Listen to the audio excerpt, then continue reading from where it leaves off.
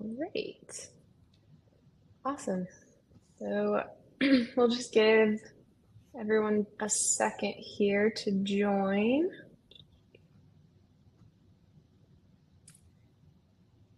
And we'll start in just a minute or two.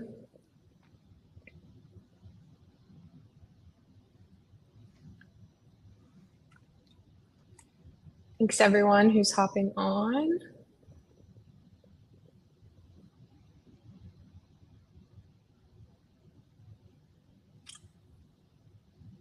Great. We actually got most of the people registered in the meeting already, so I guess we can go ahead and get started with introductions. So thanks for joining everyone. My name is Sarah Parker. I am the co-founder at Compose, which is an A/B testing software that allows you to do no-code A/B testing on Shopify and also more advanced JavaScript and split URL testing as well. And with us today, we have Daniel Rose from AdScale. So I don't know if you'd like to do a quick intro, Daniel, on yourself and what you do at AdScale. First off, thank you so much for having me. I appreciate it.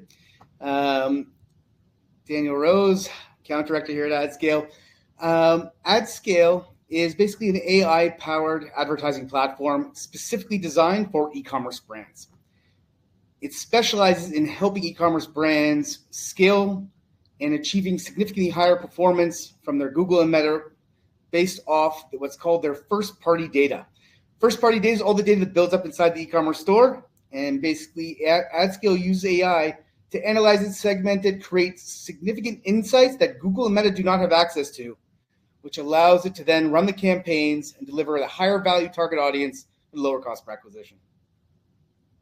Awesome. Cool. So as everyone knows, today the webinar is going to be about full funnel optimization and how you can improve your customer acquisition, both in terms of paid advertising and on your website. So you're converting the most potential customers possible. So first, we're going to start out with some questions for Daniel regarding paid advertising and customer acquisition. And then at the end, I'll dive into some CRO best practices in terms of like landing page optimization and website optimization. So to get us started, Daniel, how has customer acquisition via paid advertising evolved in the last couple of years, and what role is AI playing? It's a great question. So let's start with kind of what the industry's been going through. Going back ever since 2021, cost per acquisition has been going up, return on ad spend has been going down, and this has been across the board.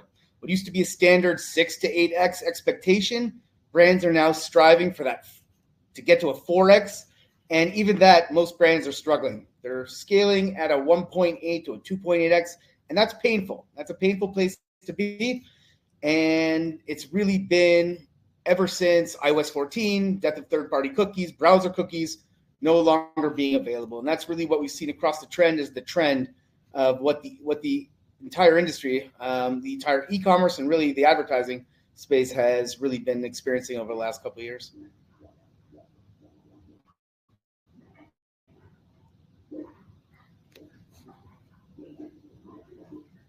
I apologize, I couldn't hear the question.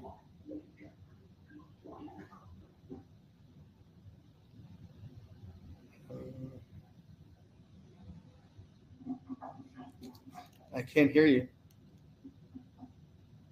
Sorry, I muted myself. I was just asking what AdScale is doing to solve that problem in the industry. Oh, thank you. So the key here is to basically replace that third-party data problem with basically a solution. That solution happens to be what's called first-party data, all the data that builds up inside your e-commerce store. This is super valuable data. It's unique to your brand. It's your customers who love your products. It's transactional, so it's highly accurate, meaning it's accurate data because it's real people with real purchases. And most importantly is that Google and Meta don't have access to it. So using AI to analyze and segment that data, passing back to Google Meta, then allowing the AI to buy that media allows you to close the gap, get the most out of every dollar invested in paid media, and really becomes the game changer. To put it simple, it gets you in front of the right audience. Neat. So what are some of the biggest mistakes that you're seeing e-commerce brands making with their ad strategy right now? So today, most brands, they have a pixel, they pass data back to, right? They pass conversions back to Google and Meta. But essentially what they're doing is relying on Meta and Google's AI. Now, while they're super powerful, they are really built towards maximizing revenue, right? Revenue per view for both Google and Meta. And they're not really customer focused on their goals and their needs. The result is that the current strategy, because of lack of third-party data, is to go broad targeting. Every piece of data you give them, they go broad targeting. And so missing the opportunity, the biggest mistake is basically missing the opportunity to use your highly valuable first-party data, the data that builds up inside your store, and then using AI, as I said, to basically analyze it, segment it, but also to make that media buying decisions so that way you can get the most out of it. Because today, with the lower returns and the higher cost per acquisition, we need to get every single dollar we can out of every media dollar spent. Absolutely. So how do brands identify whether their customer acquisition campaigns are underperforming currently? I would say that the number one thing, obviously, as I mentioned, is low return on ad spend. For most brands that are running below a 4x today, it's a very painful proposition. If we think about standard, let's call it cost of goods or right margin. So cost of goods usually on average between 30 and 40% for most brands. If you add to that the cost of marketing, the cost of running the business, it means that somewhere between that and 2.5x is almost their break even, right? Mm-hmm. That is a painful place to be, and most brands, as I said, are at 1.8 to 2.8x, and so your cost is in that range. You're struggling. Most brands need a 3.5 to make some money, 4x plus to really start being able to scale and being able to invest more. And so, the return on ad spend to me is the number one place to start looking, because what KPI really matters is the revenue generated, not views, which a lot of people tell me, I have so many visitors. It's not the right KPI. Mm-hmm. Yeah, absolutely. So how does AdScale fit in? I know that you said that obviously you're the AI tool that's helping bring that first party data into the ads, but what does that look like for a customer who uses AdScale? Like how are they implementing it, and like how does it work in that sense? Well, for most platforms, we tie directly into your e-commerce platform. So for Shopify, it's a Shopify app. For all the other platforms, it's a plugin or extension. Very simple integration. Google and Meta are connected via API, and basically what we're doing is we sync 2 years worth of data from the Shopify store from the historical data from Google and Meta, so we can see what was done in terms of the campaigns. Then the AI automatically gets to work. It starts segmenting the data,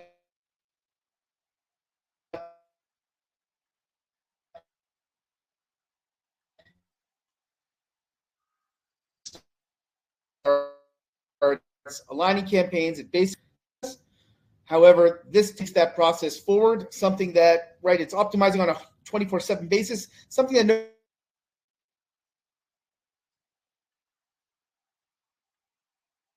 agency perhaps.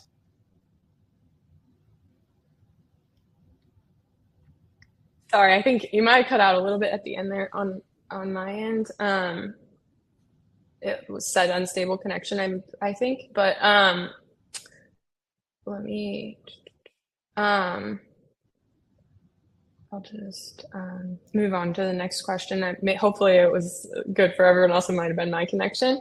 No problem. Worst case. So cool. So what signals is it looking for, or is that, no, I know it's AI, but what signals is it looking for from your website analytics in order to adjust the strategy, customer acquisition strategy? Like what types of metrics? So it's not necessarily the analytics, it's data, meaning the customer data, the interactions with the products, everything we can learn every piece of data that Shopify and all the other e-commerce platforms collect. So it's basically what we're doing is we're looking for correlations so that we can create high target, high value target audiences, and then use those, right? Create lookalikes of those and acquire them at a much more effective cost per acquisition because the AI is making the decisions in the process as opposed to relying on Google and Meta. And so that mix of building out high value target audiences and then acquiring them at a lower cost per acquisition is really what becomes a game changer, delivers that high return on ad spend. And to be honest, it's really how marketing was done pre-2021, pre-iOS 14. Awesome. So why would you say it's so important to look at the entire funnel rather than just your advertising metrics? So it's a good question. And the way I like to look at it is that we need to relate the start, which is basically our cost per acquisition, our CPA, to our CLV, our customer lifetime value. And we need to maximize the entire process, especially because cost of acquisition is higher than it was before, return on ad spend is lower. What needs to be done is throughout the entire funnel needs to be optimized all the way from acquisition until purchase throughout the entire process in order to get every percentage point out of it, because every percentage point actually translates into a higher return on ad spend, which we said earlier is the number one factor of success. And so on the AdScale side, our focus is to make sure all the way at the top, let's get you in front of the right people. Make sure we're showing your ads to the right audience, the people who will be more interested in spending more on a regular basis and purchasing your products regularly. Then when it comes to your neck of the woods, it's more about making sure that their experience is optimized, that you're able to get every dollar out of them in terms of their entire experience on the website. And so every single part of the process needs to be optimized. Otherwise, you're not going to get that maximum customer lifetime value. You are not maximizing your investment. And then everything else, right, is connected to that. The ability to scale, the ability to invest more, the ability to grow the brand, the ability to purchase more inventory because you are purchasing a larger scale. All of it is connected to that process. Absolutely. Yeah. And we're about to dive into some of those website tactics. So just before we get into that, I'm curious, do you have any tips for aligning your ad creative with landing page content? Because that is sort of that first step from advertisement to getting to the actual website. So I'm curious what your thoughts are about like making that leap from ad touch point to site. So I'm going to start by addressing what every agency now tells their customers. They keep telling them, oh, you need to have the craziest, most engaging ad, otherwise you're not going to succeed. So the answer to that is true because they're using broad targeting and they need to engage people who are not necessarily relevant. You're showing your ads to the wrong people. At AdScale, our approach is first and foremost, let us get you in front of the right people. So the difference between good and excellent when showing your ad to people who are relevant and enjoy your products, it's a smaller percentage. Still a percentage, still important, still should be optimized, but that's an important thing to address. The second part that I want to tap on is basically when talking about creative, it starts by getting to know your audience. You should get a clear understanding of who they are, where they're located, what products they look at, how many products they look at before they make a purchase, what their interests are, what would engage them, what their age is, what their income levels. And so all of that information essentially becomes that persona that is your target audience. By understanding that better, you can basically invest better in your creatives and then really improve those percentage points. AdScale actually has part of their process is basically the personas, does the research for you and delivers those personas so that you can use them in multiple places throughout the process, whether it's in your creative process or obviously in the advertising as well. Awesome. Cool. So segueing off of that, you're definitely right about the number one thing being that you have the right people on your landing page, because if you don't, then it's not going to work. Even if you have the flashiest, most amazing landing page ever, you need it to be your audience and your customers. So that's definitely very true. In the chat, I dropped a link to a Figma resource, and I'm going to screen share and just go over a little bit of this, but if anyone wants it after the call, it's there as well as a resource. we've just taken a couple examples of landing pages and the initial ad to talk about some ways that you can optimize your website. We'll also dive into more than just the landing page. We'll look at the cart and navigation of one of them as well. I'm not going to go through all of it, but it's there if you want to see all of the annotations after the fact. So let me just turn my screen share on here. One moment.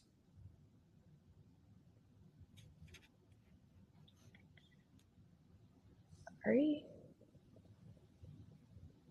All right, hopefully that's visible now. Daniel, are you able to see my screen? I can. Okay, awesome. So we have a couple examples here. The first is from Suri and the second is from Anabe. First and foremost, there's a couple things that you want to consider just always about your website, which are CRO best practices that are the most important, I would say. And that's fully responsive design. So having a mobile optimized website that's absolutely crucial because the majority of your ad traffic is going to be coming from mobile, at least for most brands. Maybe not always, but knowing that breakdown and then making sure that you're optimizing for all devices is really important. And then also page speed optimization is crucial. So you'll just have to take my word for it that these sites had great page speed, but that is something that you definitely want to consider as well.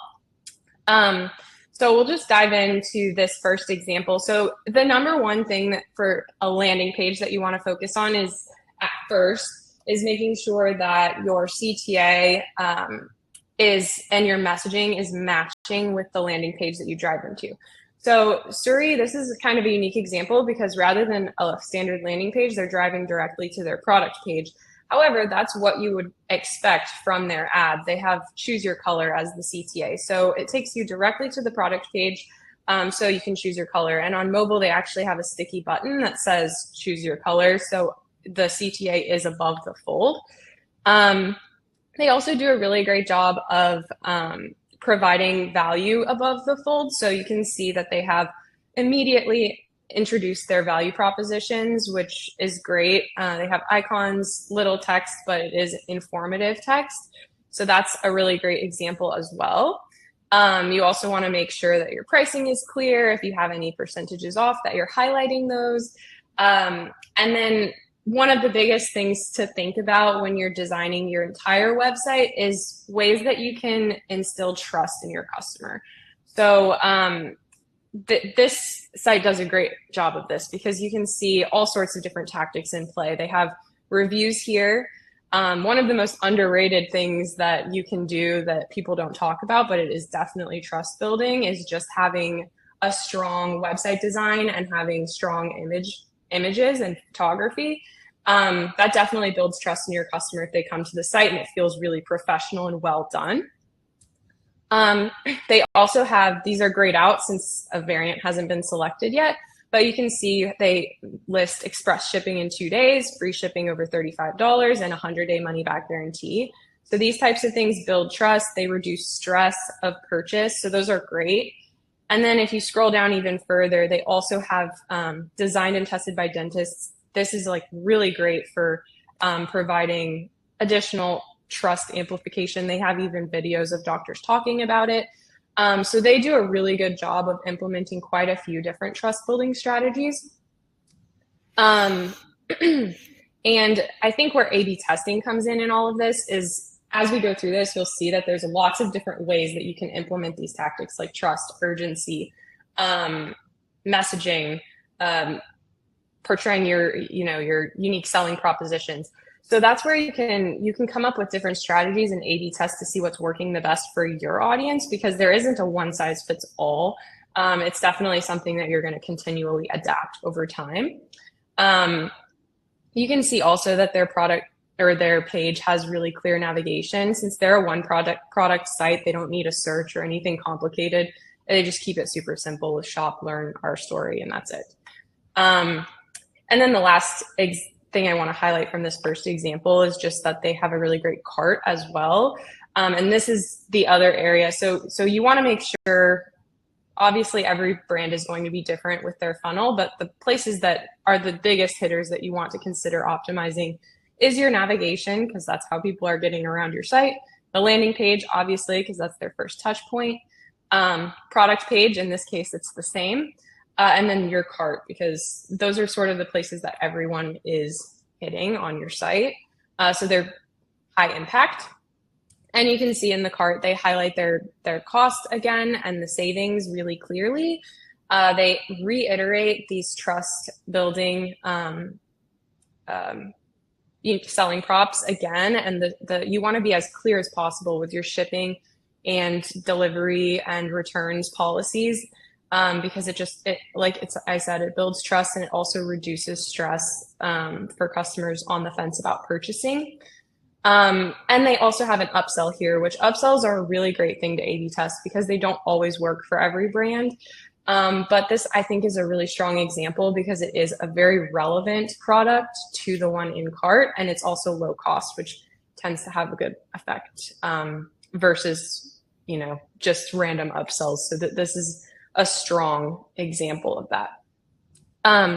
And to the side here, I'm not going to go through all of this one, but this is an additional example that's in the file if you want to review it afterwards. But I will go over just the landing page portion at the top here. So you can see, again, we have the initial ad, and that offer that they're highlighting here is that washable sofas start at $6.99. And you can see that immediately the landing page hits you with a very similar message. So you want to make sure that when people are clicking on your ad, they're taken where they're expecting to go. So this is a custom landing page. And it's also, like Daniel was mentioning, it's sort of a form of personalization to your audience because you can make campaign-specific landing pages that match with different unique selling props. So maybe you're advertising the washable aspect of these to families and moms with kids, and that's sort of your target demographic for this landing page, but maybe you focus on a totally different unique selling prop for a different audience. And you can tailor your landing pages based on that messaging and make sure that they match your ads. So that's a really strong example. And then they also do the same thing of building trust, but in different ways. So you can see how this is implemented in a totally different layout and brand. They have the same sort of call outs about free shipping, free returns, reviews, call outs. And then this example also does a lot of urgency. So you can see that they have on their button, claim 60% off now, which is sort of a more aggressive CTA button, but it does drive that urgency. And then as you scroll down the page, you start to learn more that this is a limited time special offer. So you can find ways to incorporate urgency without feeling, really pushy or gimmicky. So, and that's another great area where you can A/B test. So the rest of these, it's all annotated with, best practices and strengths and weaknesses of these pages. So if you'd like to look at that, like I said, it's just pinned in the comments. But yeah, so basically, to wrap up here, I wanted to go over sort of a few more questions regarding ROI of conversion rate optimization. So Daniel, if you want to chime in, I know you spoke on it a little bit, but why would you say conversion rate optimization is one of the highest ROI levers that e-commerce brands can pull? Well, looking at it from the perspective of you've already made the investment, right? You invested in getting your users to the website. So now it's absolutely crucial and upon every brand to get the most out of them. Every dollar, whether it's this purchase, the follow-up purchase, the upsell, the entire experience. It needs to be customized. It needs to be a positive experience and lead to more and more revenue. So the answer in short, get the most out of every dollar, everything you can from each of your customers because you've already paid to acquire them. Yeah, absolutely. And Compose's mission is the same in terms of A/B testing. So that's definitely exactly how we sort of explain it, is making the most out of the customers that you've already paid to acquire. So what's cool about Compose as well, because I think one of the hurdles with conversion rate optimization is that it can be expensive to invest in. The software is expensive at times. The knowledge and the development hours and all of those things add up, and it becomes an expensive endeavor. And so that's why I think Compose is really unique in this space, is that it's entirely pay as you go. So if you have a more fluid strategy for conversion rate optimization, you only want to A/B test every once in a while, or you're sort of ramping into this CRO strategy that you want to implement, it's great for that because you're only paying for actual monthly tested users. You can pause at any time. So it's very flexible, and you're really getting out of it what you're using. So you don't have like the hefty monthly base fees or long-term contracts or anything like that. So it's really great for small to mid-sized businesses on that front. And the fact that we have the Shopify integration that makes split theme and template testing, no code split theme and template testing possible is really great too, because you don't need a lot of development resources. These are things, and with AdScale, a lot of that work is done for you as well. So I feel like a lot of times the misconception is that conversion rate optimization is super difficult to do or it's expensive. And there are tools that you can use that eliminate that like that, the layer of difficulty that used to be there. So I definitely agree though that, in terms of ROI, this is one of the best things that you can do because you're already spending that money on ads. It honestly makes no sense to not optimize as much as you can. And make the most of that money for sure. Cool. I think that's about all we have today, and we're almost out of time. So did you have anything else, Daniel, that you wanted to add? Just that, anyone who'd like just, a consultation, feel free to reach out to, right, if you'd like me to take a look over your store, your paid media performance, see where there's potential for improvement. We have a lot of AI tools that allow just the capability to analyze the data and take a look at, hey, where is the opportunity to improve my performance? Feel free to shoot an email to me, Daniel@adscale.com. You can visit our website, adscale.com, or check us out in the Shopify App Store, AdScale. Awesome. Yeah, and this is recorded, so anyone who's registered will be sending out a email with a recording. And we'll also in that email include links to both AdScale and Compose if you're interested in learning more or scheduling a demo or anything like that. And feel free to reach out with any questions afterwards. We're pretty much out of time here today, but we can answer any questions after the call. I'm sure Daniel would also be happy to field questions regarding the paid advertising side. Thank you so much for inviting me today. Well, thanks everyone for joining.